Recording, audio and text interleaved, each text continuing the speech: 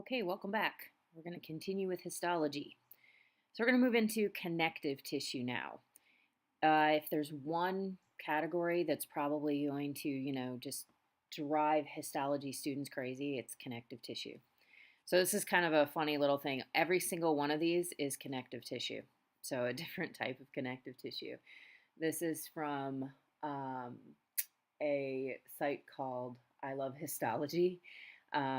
And it's a pathologist that takes lots of pictures of all of the weird things that they find in the slides that they look at all day long. So here's your alphabet in connective tissue. So connective tissues are this huge category. It's got everything from blood to bone in it. So think about that for a second. Blood is completely fluid, bone is completely solid, and yet they're both connective tissues. So the major characteristic that binds this entire category together is that every single one of these is going to consist of living cells in a non-living matrix. Previously, we looked at epithelium, and we had all cells. We had essentially zero extracellular matrix. Here, we're going to see cells, we're going to see matrix, and we're going to see fibers. So we're going to have a little bit different of a setup when it comes to connective tissue. The functions are across the board because we are dealing with so many different types of tissues. Some of them are what are called connective tissue proper. They connect things. Others are energy storage. Others have to do with movement, like your bones. So we just have a huge variety of functions that we're going to see in connective tissues. We kind of divide this into four categories. We've got fibrous connective tissue, where we see fibers mostly. This is also what's known as connective tissue proper. We've got cartilage, and then bone and blood. So I threw this table in here from a different book that kind of divides it into the four different classes and goes over any subclasses and the different types of cells, what the matrix looks like in each of these, and major features of what's going on in them. So this might be helpful for you to reference back to. We're going to go over loose, we're going to go over areolar, adipose, and reticular, and we'll do dense. We'll talk about dense regular, dense irregular, and elastic connective tissue. Then we'll move into cartilage. We'll talk hyaline cartilage, elastic cartilage, and fibrocartilage. And then we'll talk about bone and blood. We're not going to do too much here because we've got entire chapters coming up on the skeletal system, and 252 starts off with an entire chapter on blood.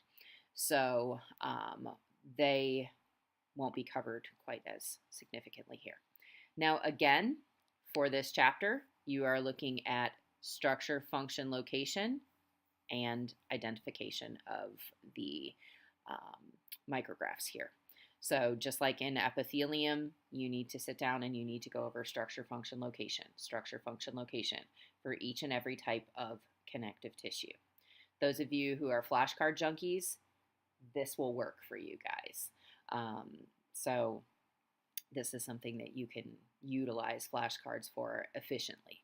I told you that I would let you know when there was something that was going to work with flashcards. This is something that will. Okay, so these three are what are called your loose connective tissue propers. You've got areolar, which is here, and is often termed loose areolar. You've got reticular, pretty specific, really only going to be found in lymphatic organs like your spleen. And then you've got adipose. It's kind of the outlier of them, but it does fall into this category.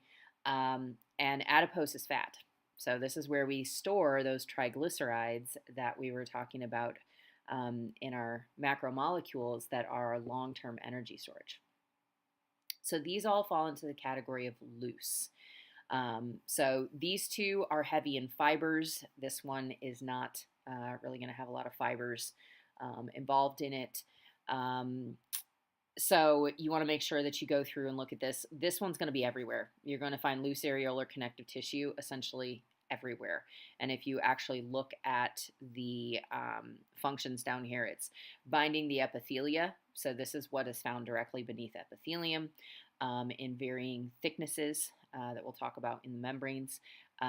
You've got immune properties here, blood vessels that go through here. This is basically just all over your body. And then reticular, super specific in the spleen. And then over here on adipose, we definitely have the energy storage function, but we also have cushioning, protection, maintaining heat production in the body. So lots of different things going on in terms of the function there. Dense connective tissues, we have 3 types. So you've got dense regular and dense irregular. Now, these basically are made up of exactly the same types of fibers. They're just being stained differently here, but it's basically collagen fibers. Dense regular, they all go in the same direction. Dense irregular, they all go in opposite directions. Dense regular is stronger, but you only get strength in one direction. Dense irregular is not as strong, but you get strength in multiple directions. Tendons and ligaments, this is what they're made of. Dense regular. So the tendons and ligaments that are strengthening your knee, they all go in one direction. That's why if you take a hit on the lateral side of your knee, you blow out your knee because there's no strength in that opposing direction. The dermis of your skin, on the other hand, isn't quite as strong as a tendon or a ligament, but you can move it in all different directions because of the directionality of the collagen fibers. Last one that is dense, I don't know why there wasn't a picture, I pulled this from a different book, is what's called elastic connective tissue. And here you are seeing tons and tons and tons of these darkly stained elastic fibers. These are in the walls of your really big arteries. So this is the wall of the aorta, the biggest. We've got them in the vertebral column and in the bronchial tubes. So wherever we need there to be some recoil. Whenever you see elastic, think recoil. Okay, lots of things can stretch, but not everything can recoil from the stretched position. This would be able to. Cartilage is our next section, and there's 3 different types of cartilage. The most common is hyaline cartilage, so there's a huge location list down here. It's the most abundant cartilage that you find. Here you see lots of matrix in between these cells. So these chondrocytes, lots and lots and lots of matrix around here. Elastic cartilage looks similar, but you see the presence of the elastic fibers. Okay, again, recoil. Okay, it's only 2 places in the whole body where you find elastic cartilage. The external ear and one of your laryngeal cartilages called the epiglottis. Third one is fibrocartilage. It's a little denser.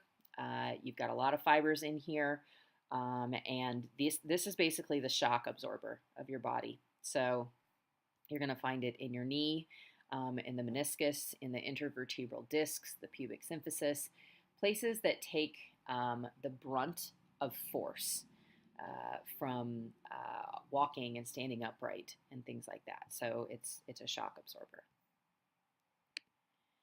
Last 2 are bone and blood. Like I said, we're not going to spend too much time here because we will do entire chapters on these later. Bone has this very classic appearance when you're looking at compact bone.